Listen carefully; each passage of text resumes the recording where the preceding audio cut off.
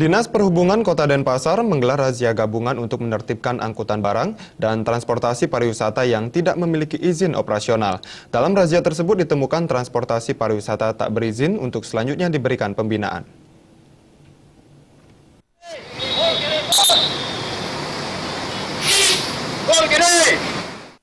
Razia ini setidaknya melibatkan hampir 50 personel gabungan dengan menyasar mobil angkutan barang dan angkutan transportasi yang tidak memiliki izin maupun izin yang sudah kadaluarsa. Kepala Bidang Pengendalian dan Operasi Kabidalog di Sub Kota Denpasar, Ketut Sriawan mengatakan, razia ini bertujuan memberikan kesadaran kepada pemilik dan pengusaha angkutan agar tetap memperhatikan keselamatan dan kondisi kendaraan bermotor milik masing-masing, sehingga nantinya tidak merugikan para penumpang. Saat ini banyak angkutan barang dengan kondisi armada yang tidak layak pakai, tetapi dipaksakan untuk beroperasi. Hal ini sangat berbahaya baik bagi pengemudi maupun pengguna jalan raya.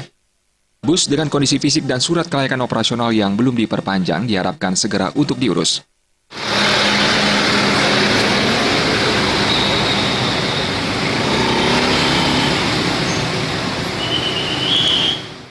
Pengawasan angkutan kali ini kita mengingatkan pengemudi maupun pengusaha angkutan agar mereka beroperasi sesuai dengan ketentuan yang telah diberikan.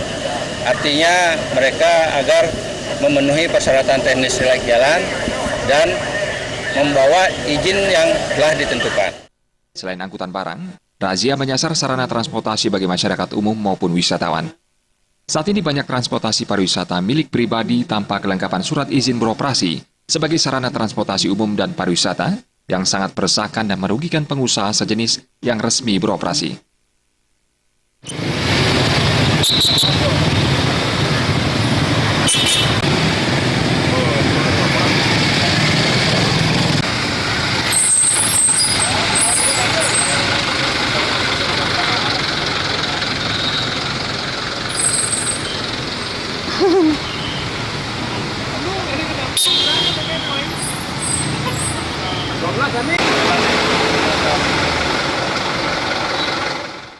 Nah, ini beberapa menit kita operasi, banyak kendaraan pribadi tetapi mengangkut pariwisata, mengangkut wisatawan. Nah, ini cukup membahayakan kan?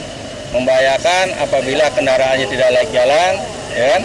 Terjadi kecelakaan, dan dari segi perizinan ini akan mengganggu industri daripada usaha angkutan.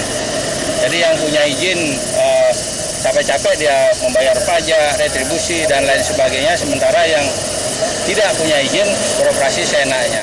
Bagi para pelanggar, pihak petugas gabungan selanjutnya melakukan sosialisasi agar pelanggar segera mengurus kelengkapan surat-surat dan dapat beroperasi kembali.